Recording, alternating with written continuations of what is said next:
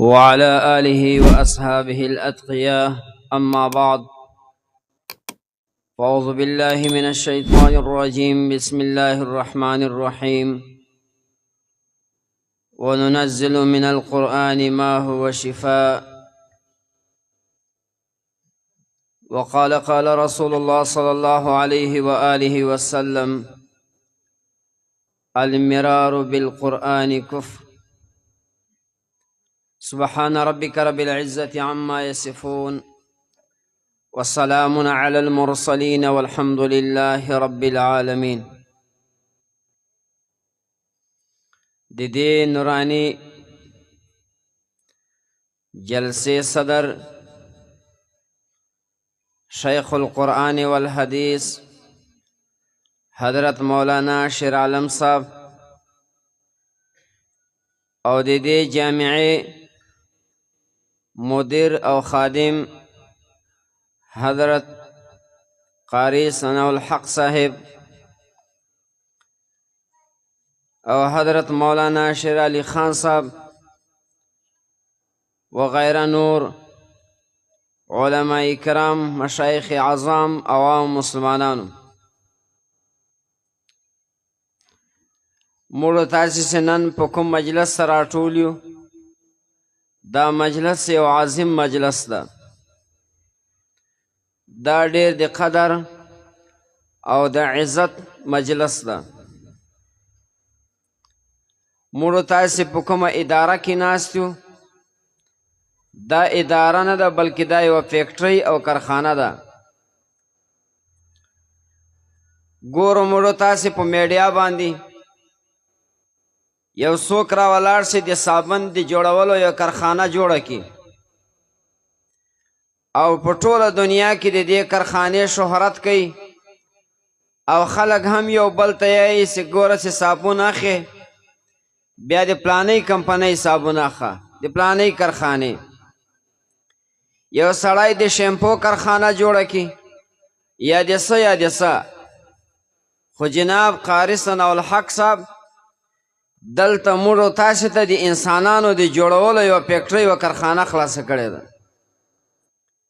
چې په دې کې انسانان جوړیږي انسان هر انسان ده خو کامل انسان هغه ده چې هغه معرفت الهی حاصل کړی هغه ته د انبیاو وراثت هغه حاصل وي د الله تعالی معرفت ورته حاصل وي دغه کامل انسان ویل کېږي دغه نن دا یو 15 بچیان دلته کښېنولي دي موږ د تاسې مخ ته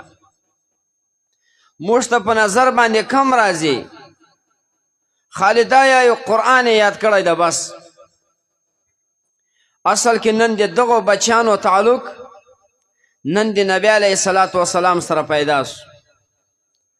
دا د نبی علیه الصلاة وسلام نورانی بچیان دي د دغو سره د نبی علیه الصلاة وسلام یو روحاني رابطه ده د نبی علیه الصلاة وسلام د دوی سره یو نورانی تعلق ده روحاني تعلق یې ده د دغو سره زه خپل بیان مختصروم ځکه کوم وخت یې ما ته راښودلی و چې جلسه به په دغه ټیم ختمیږي په هغه باندې یو پاو بالا ما تقریر شروع حافظ ابن کثیر دغه یو کتاب لیکلی ده البدایه و نهایه دی په دې خپل کتاب کې را نقل کوي چې د ترکیې د روسیې ترکستان درې طالبانو خو دا درې سره داسې طالبانو چې د دوی په نامه کې محمد و یو چې په خپلو بچیانو باندې تاسې نوم ږدئ داسې نوم ورباندې ږدئ چې هغه شرعي نوم وي ځکه چې څنګه دې په بچي باندې نوم کښېښود الله تعالی یې اخر ګرځوي همداسې عبدالله عبدالرحمن عبدالرحیم انس وغیره نور داسې نومان او چې څومره د بد نوم په بچي باندې کېښود دا رقم به دا بچی اخر بد ګرځي د محمد په نامه باندې علماو کتابونه لیکلي دي چې د چا په نامه کې محمد وي علما لیکي چې دا به الله تعالی بې سواله بې جوابه د نامه په طفیل باندې الله تعالی جنت ته داخلوي. خو دا درې طالبان دي. د درو سورو په نامه کې محمد ده، محمد ابن جریر طبری، محمد ابن نضر مرودی، محمد ابن حذیفه. دا درې سره د ترکستان نه روان سو بغداد ته په طلب د علم پسې علم یې حاصلاو. چې کله بغداد ته ولاړل په یو جومات کې دیره دی د یو ملا سره سبقان یې چې شپه سوله مړۍ نسته خوراک نسته. خیر سبا به پیدا سي. چې کله سبا سو بیا خو د خوراک څه نسته. خیر ماښام به پیدا سي. بل ماښام رالی بیا خوراک نسته. بل سهار رالی بیا خوراک نسته.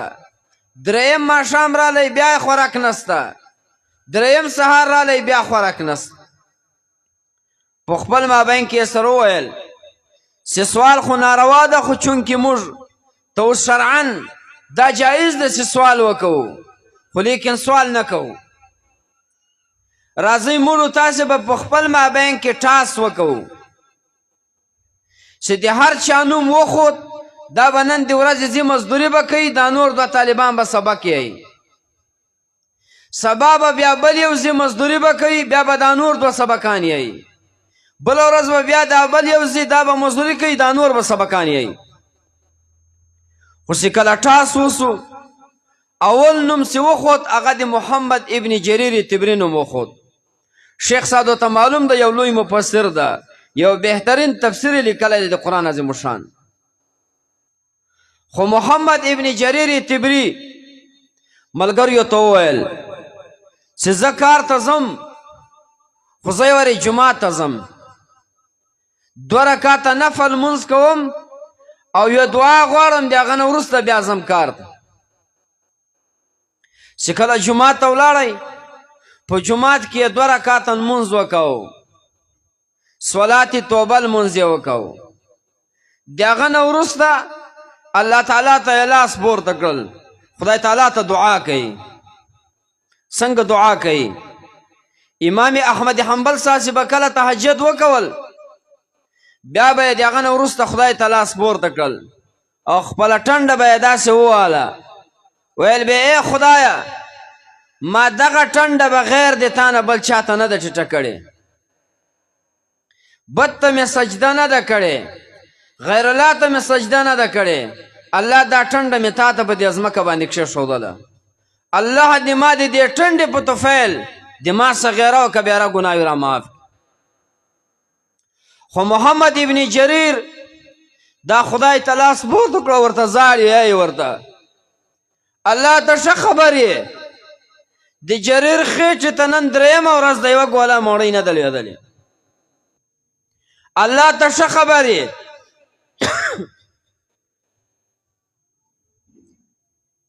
جریر چې د ترکستان نه بغداد ته راغلی ده، مقصد الله د تا معرفت ده. ای الله محمد ابن جریر کله هم د چا په در کې لاس نه ده نیولی، خو نن سوال درته کوم ای الله د جریر ابن طبري د محمد ابن جریر طبري لاس دا د تا د بندګانو په لاس کې مه ټیټوه، خدایه د خپلو خزانو نه ماته څه راکړه چې څه راکړې. دی زاړي او په ګیره کې د اوښکې بهیږي، ملګري انتظار دی چې اوس به محمد ابن جریر ځي او مزدوري به کوي، صبر راوړي. دروازه وټکېدله، دوی ورباندې غږ کړو من بالباب، په دروازه کې کوم یو ولاړې؟ هغه ورته دروازه خلاصه کوي، د باچا استازی ولاړ یم، بادشاه را لېږلی یم، امیر المؤمنین د بغداد. خیر ده ول بادشاه ما ته وویل چې ته ورسه په دې جومات کې وګوره 3 طالبان، محمد ابن جریر طبري، محمد ابن نضر مرودي، محمد ابن حذیفه، دا 3 طالبان سته او که نسته؟ دی ورته ویل هو موږ خو یو دلته یو.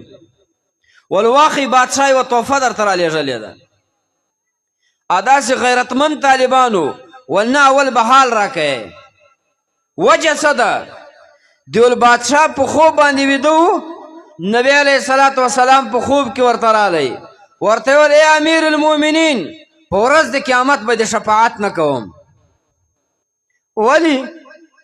دما روحانی بچیان دما د دین وږي طالبان نن درېیمه د بغداد په جومات کې وږي ناست دي که د دما شفاعت زړه غواړي ورسې دما طالبانو ته خېټه ورډکه که بادشاه ما ته 3 تیلۍ را کړي دي او په 300 باندې ځان ته نومان لیکلي دي دا در واخئ نو د دغو بچیانو سره د نبی علیه الصلاة وسلام روحاني تعلق ده چې څوک د دغو سره مینه کوي نبی علیه السلام یې دا د ما سره مینه ده چې څوک د دغو سره بغض و حسد کوي نبی علیه الصلاة وسلام یې دا د ما سره دشمنی ده دا د ما سره عداوت ده او دا بچان په دغو کې ډېر لوی پاور ده پیر ذوالفقار احمد نقشبندي صاحب په خپل کتاب خطبات فقیر کې را نقل کوي هایي چې حضرت شاه ولی الله رحمت الله تعالی علیه دا یو علمی خاندان ده د دغه ټول کور ټول خاندان د علم په خدمت کې زندگی تیره کړې ده د ده یو بچی هر ولاړ شو په یوه کمره باندې ننوت او ویې ویل چې خدایه د دې کمرې نه به زه بار نه ووځم تر هغه وخته پورې چې ما د قرآن یو تفسیر نه یې لیکلی 18 کاله دی رالی په یوه کمره باندې ننوت او د قرآن تفسیر ته ناست و د قرآن تفسیر یې لیکو 18 کاله بعد چې کله دی د خپلې حجرې نه راووت دی په ځان باندې پوه سو چې نن د ما په سترګو کې یو اثر ده 18 کاله په قرآن باندې لګېدلی دی کشکې یو انسان مخ ته راغلی وای ما دا انسان ته کتلی وای چې د ما د نظر په وجه باندې الله د دنه یو لوی ولی الله جوړ کړی وای خو لیکن چې دی کله بار راووت انسان نسته د ده د حجرې په وره کې یو سپی ده او په من سپی ده کمزوره یو ډنګر سپی ده د شاه صاحب نظر په دې سپي باندې ولګېدو حضرت صاحب لیکلي دي د شاه صاحب د دې نظر په برکت او فتوفیل باندې د دې سپي نه الله تعالی داسې سپی جوړ کړو چې کله به دی روانو نور سپي به په ده پسې د شا له خوا تلل تر ده به نه مخته کېدل او چې کله به دی یو ځای کې پرېوت دا سپي به ټول د اتحیات په شکل باندې ناست و ده ته به یې کتل دا څه د حضرت شاه صاحب د نظر برکت و چې مردار نجس مخلوق چې سپی د الله تعالی دومره عزتمن و قدرمن کو نن دا بچان چې دغو 2 کاله یا 3 کاله قرآن عظیم الشان ته کتلی که دا موږ ته یو نظر د شفقت وکوي الله تعالی به په موږ څخه اولیاء الله نه کړي جوړ